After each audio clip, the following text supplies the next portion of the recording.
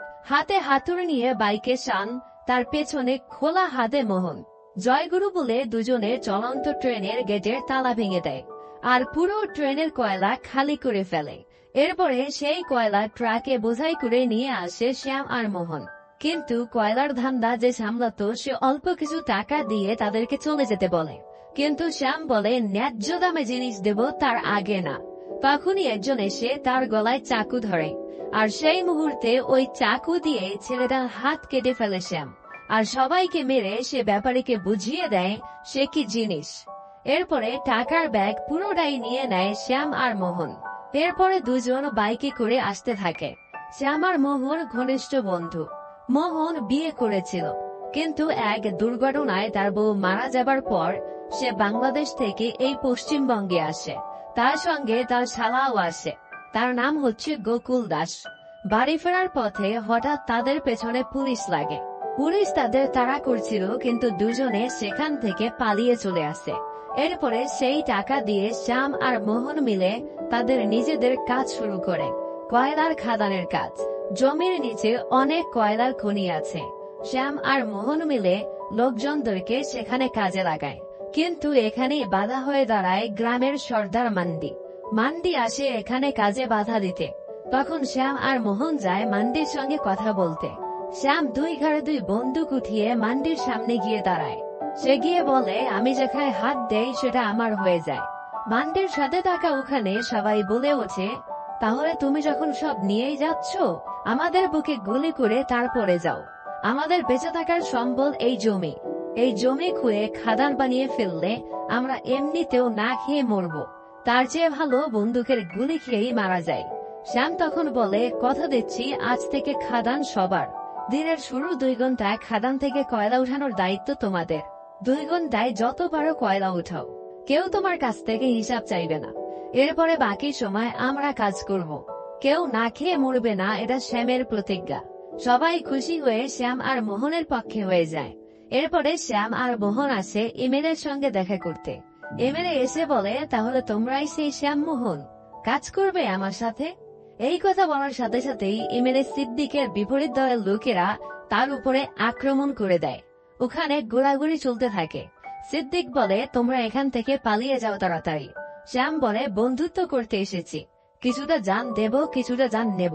এই বলে সে হাতে উঠিয়ে নেয় কুড়াল। এরপর সে মোহনকে বলে, তুই এমএলএ কে নিয়ে পালিয়ে যা এখান থেকে। এরপরে সামনে যেই আসছিল তাকেই শ্যাম মেরে মাটিতে শুয়ে দিচ্ছিল। শ্যাম আর মোহন আসার সময় মান্ডিও তাদের সঙ্গে এসেছিল। কিছু লোকজন এনেছিল, তারাও শ্যাম মোহনকে হেল্প করতে থাকে। সিদ্দিক এরা দেখে বুঝে যায় এরা ছোটখাটো পার্টি না। মোহন এমএলএ কে বলে, স্যারজি, আমাদেরও ছোটখাটো সাম্রাজ্য আছে, চলুন এখান থেকে। এরপরে শ্যাম আর মোহন মিলে সবাইকে ওখানে মেরে ফেলে। এরপর সিদ্দিক শ্যামকে বলে, ঠিক আছে, বন্ধু বলেছ তাই ধন্যবাদ দেব না, সাথে আছি, তোমরা তোমাদের কাজ এগিয়ে নাও, যাও, তোমাদের পুরো স্বাধীনতা দিয়ে দিলাম। শ্যামমোহন মিলে তাদের কয়লার খাদান বড় করতে থাকে, তাদের কাজ আরো বাড়তে থাকে। এদিকে মান্ডির বোন যমুনাকে শ্যাম পছন্দ করত, সাথে যমুনার এক বান্ধবীও ছিল যার নাম রেখার সাথে মোহন আর শ্যামের সাথে যমুনার বিয়ে ঠিক হয়। শেষ পর্যন্ত শ্যাম আর মোহনের একই মণ্ডপে বিয়ে সম্পন্ন হয়। 2 বন্ধু 2 ভাইয়ের মতো খুশিতে দিন পার করতে থাকে। বিয়ে হওয়ার পর শ্যাম যমুনাকে সময় দিতে থাকে, সে তাদের ভালোবাসার মুহূর্তগুলো উপভোগ করতে থাকে। এর সঙ্গে সঙ্গে তাদের কাজও চলছিল, কিন্তু যেহেতু এমএলএ সব কাজ শ্যাম আর মোহনকে দিয়ে দিয়েছিল, তাই আস্তে আস্তে তাদের শত্রুও বাড়তে থাকে। যতটা দুজন উপরে উঠছিল, তাদের বিভিন্নভাবে শত্রুও বাড়ছিল। এভাবেই বছর পার হয়ে যায়। যমুনা হসপিটালে, সে মা হতে চলেছে। ডেলিভারি হওয়ার পর শ্যাম আসে হসপিটালে। যমুনার কোলে শ্যামের ছেলে। সে ছেলেটিকে কোলে নিতেই যাবে, ঠিক তখনই মোহন বলে, খাদানে লোকদের সাথে কিছু ঝামেলা হয়েছে। এমএলএর অপোজিট পার্টির লোকেরা এসে তাদের কাজ করতে বাধা দিচ্ছে। শ্যাম বলে, ঠিক আছে, আমি দেখছি ব্যাপারটা। যমুনাকে বলে, আমি এখনই যাচ্ছি, তাড়াতাড়ি ফিরে আসব। মোহন তার সঙ্গে যেতে চাইলে বলে, আরে ছুঁচু মারতে যাচ্ছি, বাঘ শিকার করতে না, তোরা এখানেই থাক, আমি এখনই আসছি। শ্যাম এটা বলে চলে আসে ফ্যাক্টরিতে। এসে সে এখানে একটাই কথা বলে, ফ্যামিলিকে নিয়ে ব্যস্ত আছি বলে কি ভেবেছিস অ্যাকশন ভুলে গেছি? এরপরে হাতে কুড়াল, মুখে সিগারেট নিয়ে তুফান মারতে থাকে সামনে পেছনে সব দিক দিয়ে। যেই আসছে তাকেই মারছে শ্যাম। শেষ পর্যায়ে একটা চাকু সে গেঁথে দেয় একজন পুলিশের বুকে। ওখানেই থেমে যায় শ্যাম। এখানে একজন পুলিশও মারা যায়। এরপরে সব পুলিশরা মিলে তাকে ঘেরাও করে ফেলে, নিয়ে যায় জেলে। কোর্ট আদেশ দেয় রিমান্ডে নেওয়ার। কোর্টের বাইরে বৃষ্টির মধ্যে যমুনা কোলে ছেলেকে নিয়ে দাঁড়িয়ে আছে। শ্যাম কানে গিয়ে বলে, মধু, শ্যামের ছেলে মধু। এরপরে যমুনাকে বলে, নিয়তিতে যা আছে তাই হবে। মোহনের চোখে পানি, কিন্তু সে একটা সিগারেট ধরিয়ে দেয় আর বলে, দেখছি কি করা যায়।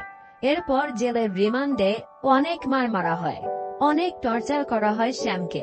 শ্যামকে স্বীকার করতে বলা হয় সে সবকিছু করেছে। অন্যদিকে যমুনা উদাস হয়ে বসে থাকে। পুলিশকে খুন করা হয়েছে, বিষয়টা পাবলিক, পলিটিক্যাল পার্টি কেউই ভালোভাবে নিচ্ছে না। এই অবস্থায় যদি জামিন হয়ে যায় তাহলে কোনো দিকই ঠিক থাকবে না। এই জন্য জামিন হয় না শ্যামের। এদিকে হঠাৎ একদিন পুলিশ স্টেশন থেকে খবর আসে যমুনা কোলে ছেলেকে নিয়ে যায় স্টেশনে, আর সেখানে গিয়ে দেখে স্বামীর লাশ ঝুলছে।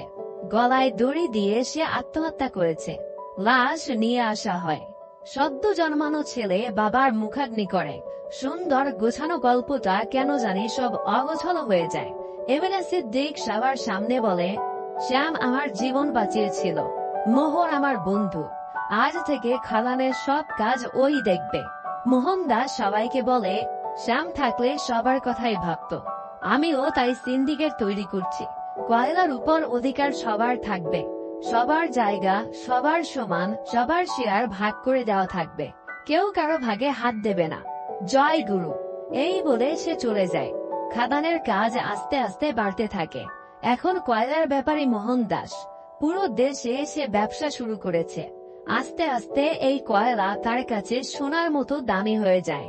একে একে কেটে যায় 22টা বছর। এই 22 বছরে যমুনা তার ছেলে মধুকে নিয়ে, তার ভাই মান্ডিকে নিয়ে গ্রামেই থাকত, কারণ স্বামীর বন্ধুর কামানো টাকায় সে বেঁচে থাকতে চায়নি। মধু বড় হয়ে গেছে, দেখতে ঠিক বাবার মতো হয়েছে। সে ড্যান্স করছিল মধু। হঠাৎ মান্ডি অর্থাৎ মধুর মামা এসে বলে, তোর মা রাগ করেছে, তুই এখনই বাসায় যা। মধু বলে, মাকে কে বললো এসব কিছু? তখন মধুর মামা বলে, কি আবার? যে সবসময় তোর মার কাছে নালিশ করে সেই করেছে। মধু সঙ্গে সঙ্গে লতিকার সঙ্গে কথা বলতে যায়, কিন্তু লতিকার সামনে দাঁড়িয়ে সে রাগ করতে পারে না, তাই সে বাসার দিকে রওনা হয়। লতিকা পেছন থেকে ডাকতে থাকে, ও মধু, ও মধু। বাসায় আসলে যমুনা তার ছেলেকে বলে, তুই এত বড় হয়েছিস, কিছু করছিস না কেন? তোর বাবার নামটাও রাখতে পারছিস না। সিন্ডিকেটের মেম্বার হয়ে যা। তোর বাপ যে সাম্রাজ্য রেখে গেছে সেটাই তোরই অধিকার। মধু বলে, না মা, আমি এসব কয়লা চুরির কাজ করতে পারবো না, যেমন আছি ভালো আছি। এই বলে রাগ করে বাসা থেকে সে চলে যায়। লতিকার সাথে বসে সে গল্প করতে থাকে। মধু লতিকাকে বলে, মন চায় এই খাদান, এই কয়লা, এই কালো দুনিয়া ছেড়ে বনে জঙ্গলে কোথাও চলে যায়। লতিকা মজা করে বলে, কোন বনে যাচ্ছ বলে যেও, যেন তোমার পিছু পিছু আমিও যেতে পারি। মধু এর পরে আর কথা না বলে চলে আসে। রাত হয়ে গেছে। যমুনা ঘরের দরজা লাগিয়ে শুয়ে পড়েছে। মধু এসে বারবার বলে, দরজা খোল মা, কিন্তু যমুনা দরজা খোলে না। ছেলে কাজ না করুক কোনো সমস্যা নেই, কিন্তু যে ছেলে বাপকে চোর বলে তাকে ঘরে কেন ঢুকতে দিবে? অনেকক্ষণ ডাকাডাকি করে মধু সেখান থেকে চলে যায়। সে গিয়ে উপস্থিত হয় লতিকাদের বাড়িতে। লতিকা মধুকে ঘুমানোর জন্য বালিশ আর কম্বল দেয়। লতিকার হাত ধরে মধু, কিন্তু হাত ছাড়িয়ে মুচকি হাসি দিয়ে চলে যায় লতিকা। এইদিকে মাখন দাস, কথিত রাজপুত্র, মোহন দাসের ছেলে। সে এসে ডিরেক্টরকে বলে, কি জানি বলছিলেন, কি সিনেমা বানাবেন? ডিরেক্টর বলে, আপনার চেহারা একদম মাসুম, একদম রোমান্টিক হিরোদের মতো, রোমান্টিক মুভি বানাবো আপনাকে নিয়ে। ঠিক তখনই মাখন বলে, একটু দাঁড়ান, একটা হাতের কাজ সেরে আসি। মাখন একটা লোকের সামনে গিয়ে বলে, বাবু, আপনার শোয়ের দাম তো দিন দিন বেড়েই যাচ্ছে, এভাবে কমিশন খেলে আমরা কি খেয়ে বাঁচবো? লোকটা বলে, বাজারে সবকিছুরই তো দাম বেশি, শোয়ের দামও তাই বাড়িয়ে দিয়েছি। মাখন তখনই বন্দুক বের করে পায়ের কাছে 2-3টা ফায়ার করে আর বলে, আমার বুলেটের দাম কিন্তু এখনো বাড়েনি। আপনার খাতায় কয়েকটা বুলেট বসিয়ে দিলে আমার কিন্তু কোনো ক্ষতি হবে না। লোকটা বলে, না স্যার, আর এমন হবে না, এখন থেকে আমি সব কাজ ফ্রিতেই করব।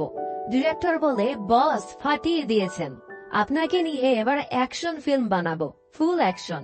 মাখন বলে, না না, রোমান্টিক ফিল্ম বানাবেন, সুন্দর সুন্দর সিন রাখবেন, রাতের দৃশ্য, খাটের দৃশ্য বেশি বেশি থাকে যেন, আর হিরোইন হবে আপনার এই পাশে বসা আপনার এই বান্ধবী। ডিরেক্টর আর কিছুই বলে না, সে বুঝে যায় মাখন কি জিনিস। এদিকে খাদানে কাজের সময় দুর্ঘটনায় মারা যায় মধুর দাদু। খাদানে কাজ করতে গিয়ে যারা মারা যায় তাদের লাশ হস্তান্তর করা হয় না, তাদের লাশ বস্তাবন্দি করে ফেলে দেওয়া হয় পানিতে অথবা মাটি চাপা দিয়ে দেওয়া হয়। মধু দৌড়ে আসে, সবাই তাকে আটকানোর চেষ্টা করে, সবাইকে সে মারতে থাকে, কিন্তু ক্রেন দিয়ে সে লাশটা ফেলে দেওয়া হয় পানিতে। মধুও সেই পানিতে লাফ দেয় আর লাশ উঠিয়ে নিয়ে আসে। সবাইকে বলে, আজ থেকে এই খাদানের কাজ বন্ধ, গ্রামের কেউ এই খাদানে কাজ করবে না, কারোরই আর জীবন যাবে না। মধু ঝামেলা করছে এটা শুনে মাখন আসে সেখানে। এরপরে দুজনের মধ্যে ফাইট শুরু হয়, দুজন দুজনকে মারছে। মধু 2 টাকার গ্রামের ছেলে কাজ বন্ধ করে দেওয়ার সাহস কিভাবে পায় এটা বলতে থাকে তাকে। আর অন্যদিকে মধুর মাথায় রক্ত উঠে গেছে, সে বেলচা দিয়ে মারতে থাকে সবাইকে। দুজনের মধ্যে ঝামেলা চলছে, কাদায় মাখামাখি একটা অবস্থা। তখন সেখানে গাড়ি নিয়ে উপস্থিত হয় মোহনদাস। কাদায় নেমে সে মাখনকে থামায়, মধুর কাছে যায় আর বলে, শুনেছিলাম তুই তোর বাপের মতো হয়েছিস, আজ নিজ চোখে দেখলাম, এসব ঝামেলা বাদ দিয়ে ফিরে আয় মধু।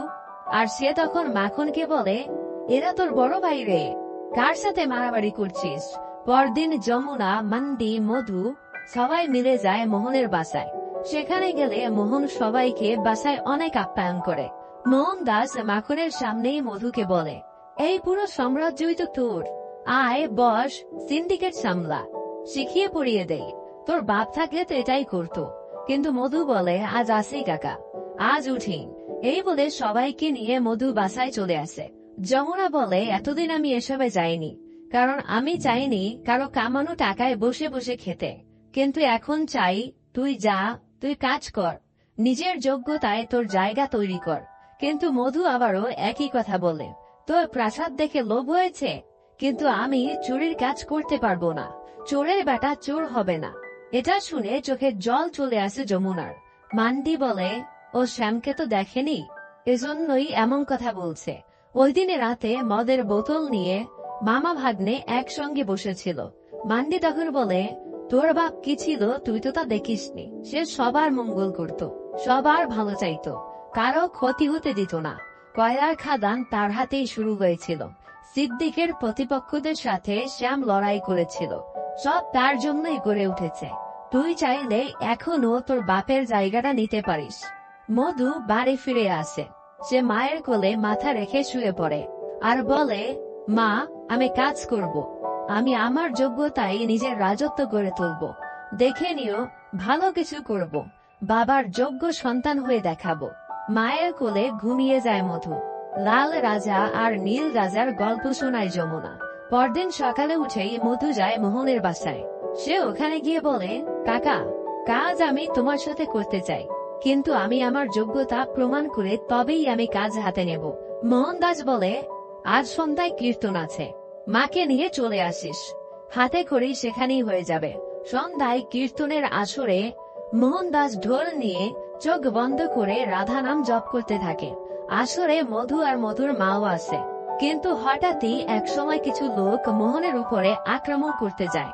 এরা মোহনের শত্রুপক্ষ, কিন্তু আগে থেকেই সবকিছু ফাইনাল করা ছিল। আসলে মোহনের লোকেরাও অস্ত্র হাতে নিয়ে সেই আসরে এসেছিল, একে একে সবাইকে মারছিল তারা। আর মোহন এক মনে রাধা নাম জপ করছে চোখ বন্ধ করে। মধু কয়েকজনকে আটকাচ্ছিল, কিন্তু হঠাৎ কয়েকজন মধুর মাকে আঘাত করে, আর মধু তখনই হাতে কুড়াল উঠিয়ে নেয় আর কুপিয়ে সে ছেলেগুলোর বুক ছিঁড়ে ফেলে। মোহন এসে বলে, হাতে করে তো হয়ে গেল মধু, এবার হাতে বন্দুকটা উঠিয়ে নে। মধু বলে, না কাকা, আজ থাক, অন্য কোনো দিন।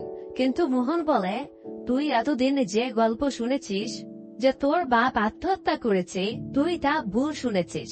তোর বাপকে মারা হয়েছিল, তার ভাতে বিষ মিশানো হয়েছিল। এই সেই লোক যে এই কাজটা করেছিল।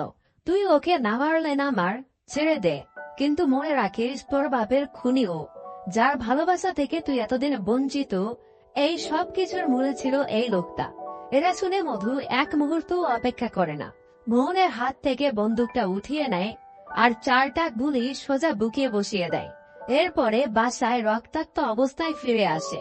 এসে সে লতিকাকে বলে, এখনো ভালোবাসবি? লতিকা বলে, হ্যাঁ, তোর রং যাই হোক না কেন, লাল কালো সাদা, সারা জীবন ভালোবাসবো, বিয়েও করব। এরপরেই লতিকা আর মধুর বিয়ে সম্পন্ন হয়। সবাই মিলে তারা মোহনের বাসায় চলে যায়।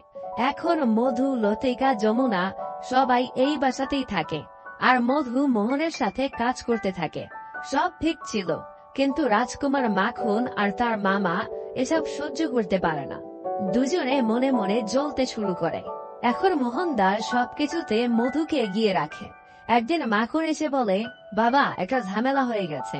তোমাদের পুরনো কয়লার ব্যাপারী যে ছিল, সে আমার লোহার ফ্যাক্টরিতে আস্থানা গেড়েছে। এখন ওর যদি কিছু না করা হয়, আমাদেরই তো বদনাম হবে। মোহন বলে, যা করা লাগে করবি, কিন্তু তোদের সাথে মধুও থাকবে।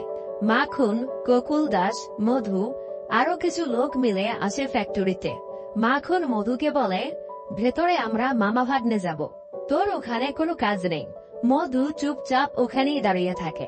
ভেতরে যায় মাখন। ভেতরে গিয়ে সে ওই পুরনো কয়লার ব্যাপারীকে দেখে বলে, আমি মোহন দাসের ছেলে, তুই জানিস না কার জিনিসে তুই হাত দিয়েছিস? লোকটা বলে, তোর বাপ কয়লা নিয়ে যাবে, তুই লোহা নিয়ে যাবি, আমরা কি হাতে চুরি পরে বসে থাকবো নাকি? বন্দুক বের করে মাখন তার কপালে ধরে, কিন্তু মাখন দেখে আস্তে আস্তে 50, 100, 150 জন লোক তার আশেপাশে চলে আসে, আর একজন এসে মাখনের মাথায় বন্দুক ধরে বসে। তারা বুঝে যায় এখান থেকে তারা আর বের হতে পারবে না। ঠিক তখনই পেছন থেকে মধু আসে আর বলে, ভাইজান, স্টপ, থামেন না। মধু মাখনকে একটা চড় মেরে বলে, জানিস না বড়দের সাথে কিভাবে কথা বলতে হয়? আমরা এখানে মারামারি করতে আসিনি। এই বলে মুহূর্তেই একটা বন্দুক হাতে নিয়ে মধু ব্যাপারীকে গুলি করে দেয়, একদম মাথা বরাবর। আর সবাইকে বলে, লাফালাফি করে লাভ নেই, এই ফ্যাক্টরির প্রফিটের শেয়ার তোমাদের দেওয়া হবে যদি আমাদের হয়ে কাজ করো। এই প্রস্তাবে সবাই রাজি হয়ে যায়। এভাবে পুরো বিষয়টাকে ম্যানেজ করে নেয় মধু। কিন্তু বাসায় ফেরার পর মোহন বলে, এটা তোরা কি করে এসেছিস? মধু বলে, মাখন বিপদে ছিল, রিস্ক তো নিতেই হতো। মোহন বলে, এতদিনের সিন্ডিকেটের নিয়ম কানুন সব তোরা ভেঙে গুড়িয়ে দিলি। এখন কে কার ঘরে ঢুকে কাকে মেরে ফেলবে সেটার কোনো ঠিক ঠিকানা নেই। বিপদ আর শত্রু তোরা বাড়িয়ে ফেলছিস। এসব কথার মাঝে সিদ্দিক আসে আর বলে, মোহন, আমার কাছে কিছু টাকা আছে, সেই টাকাগুলো একটু ম্যানেজ করে রাখতে হবে। আমার বাসায় রেড করতে পারে আজকে রাতে, খবর পেয়েছি। এই খবর দেওয়ার জন্যই তোমার কাছে এসেছি। তোমার কেউ কি আছে যে এই কাজগুলো করতে পারবে? মাখন বলে, বাবা, আমি করব। কিন্তু মোহন বলে, মধু এই কাজ করবে। সিদ্দিক বলে, মধু, সেই নতুন ছেলেটা? হবে না, হবে না, নতুন কাউকে দিয়ে কাজ হবে না। কিন্তু যখনই মধুকে সে দেখে, সে হা করে তাকিয়ে থাকে। এরপরে সিদ্দিক বলে, দিয়ে দাও, কাজ ওকে দিয়ে দাও, কারণ তার জানা আছে শ্যাম কি জিনিস ছিল। তার ছেলে মধুও পারবে এই কাজ করতে। যেই কথা সেই কাজ। একটা নৌকায় সব টাকা লুকিয়ে মাটির নিচে পুঁতে রাখে মধু। মধু পরের দিন সেই টাকা মোহনকে বুঝিয়ে দেয়। মোহন অনেক খুশি হয়ে যায়, আর স্বাভাবিকভাবেই মাখন আর তার মামা জ্বলতে থাকে। এরপরে একদিন এক বয়স্ক বৃদ্ধ বাবা এসে মধুকে বলে, আমার মেয়েটাকে বাঁচাও বাবা, মাখন ওকে তুলে নিয়ে গেছে। মধু বলে, আমি দেখছি কাকু, কি করা যায়। এরপরে ফ্যাক্টরিতে এসে মধু দেখে ওই মেয়েটা আহত অবস্থায় পড়ে আছে। তখন সেই মেয়েটাকে নিয়ে মধু বাইকে করে বাসার দিকে আসছিল। রাস্তায় পুলিশ এসে মধুকে আটকায়। তারা বলে, কিরে, এখন মেয়েদের ধান্দাও শুরু করে দিয়েছিস? মধু বলে, আপনি ওর কাছেই শুনে দেখুন, কে ওকে উঠিয়ে নিয়ে গিয়েছিল। ঠিক তখনই মেয়েটা সবাইকে অবাক করে দিয়ে মধুর দিকে হাত উঠিয়ে বলে, মধুই তাকে জোর করে নিয়ে গিয়েছিল। মেয়ের বাবাও পুলিশের সামনে একই কথা বলে। পুলিশ মধুকে জেলে নিয়ে যায়। এই সব পরিকল্পনা ছিল মাখন আর তার মামার, কিন্তু মোহন থানায় এসে মধুকে ছাড়িয়ে আনে। মধু বন্দুক নিয়ে মাখনকে মারতে যাবে, কিন্তু যমুনা কোনো মতে তাকে আটকায়, কারণ খুন কখনো সমাধান হতে পারে না, আর এতে করে শত্রুতা আরো বাড়বে। মধু তার মায়ের কথা শুনে থেমে যায়। রতিকাকে মধু বলে, আমাকে ভুল বুঝো না, বিশ্বাস করো আমি কিচ্ছু করিনি। রতিকা বলে, আরে বাবা আমি জানি তো তুমি কিছু করোনি। আর লতিকা তখন মধুকে বলে, আমাদের নতুন সদস্য আসতে চলেছে। এরপরে সন্ধ্যায় মধু মদের দোকানে বসেছিল। সেখানে মাখন এসে বলে, কিরে বউর উপর থেকে মায়া উঠে গেছে? বাইরে যে মুখ কালো করে বেড়াচ্ছিস, আমাকে 2-1 দিন দিস, খেলে দিয়ে আসবো। মাখন মাল মাইরি। কথাটা শেষ হতেই মধু কাচের বোতল সোজা মেরে দেয় মাখনের মাথায়। কাচের বোতল ভেঙে মাখনের মাথায় ঢুকে যায়, আর সেই জায়গাতেই মারা যায় মোহনের একমাত্র ছেলে। মাখন নিজ হাতে চিতায় আগুন দেয়, ঢোল বাজায়, কীর্তন করে, শ্মশান যাত্রায় হরিগান গায়। অপরদিকে মধু আসে সিদ্দিকের কাছে, আর সেখানে এসে বলে, স্যার আপনি আমাদের একটু কথা বলিয়ে দেন, এই কাজটা আমি ইচ্ছা করে করিনি, দোষটা মাখনেরই ছিল। তখনই ফোন আসে। মোহন বলে, সিদ্দিক ভাই, আপনার পাশে যে আছে ফোনটা তাকে দিন। মোহন বলে, মধু তুই যে ফ্যাক্টরি আমাকে উপহার দিয়েছিলি সেখানে তাড়াতাড়ি চলে আয়, রক্তের হিসাব এখনো বাকি আছে। মধু সেই ফ্যাক্টরিতে যায়। তার সামনে যেই আসছিল তাকেই সে মারছিল।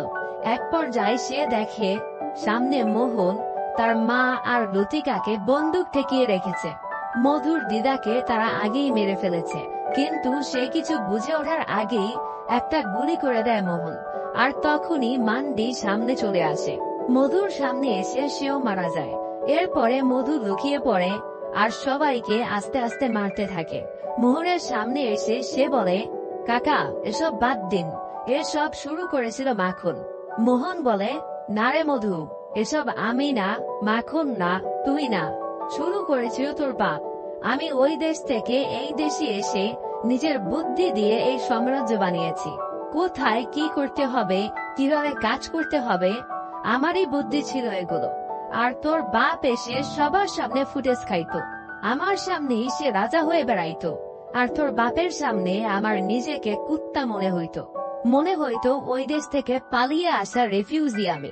তোর বাপ যখন জেলে গেছিল, তোর বাপকে বের করা তো 2 মিনিটের ব্যাপার ছিল, কিন্তু আমি সুযোগ মিস করি নাই। আমি তাকে বের হতে দেই নাই, তার খাবারে বিষ মিশিয়ে খাইয়ে দিয়েছিলাম। এরপরে নিজের গলার গামছা খুলে তোর আধমরা বাপকে টাঙিয়ে দিয়েছিলাম। এই কথা শেষ হবার সাথে সাথেই মধু একটা দড়ি হাতে নেয়, মোহনের গলায় পেঁচিয়ে সঙ্গে সঙ্গে ঝুলিয়ে দেয় মোহনকে। একইভাবে মৃত্যুর আগে মোহন আবছা চোখে দেখছিল সেই চেহারা, শ্যামের চেহারা। এখানেই মোহন দাসের জয়গুরু হয়ে যায়। মধু তার মা আর লতিকাকে নিয়ে চলে আসে। এখন এই কয়লার সাম্রাজ্যের রাজা হয় মধু। আর এখানেই এই সিনেমার গল্পটি শেষ হয়ে যায়।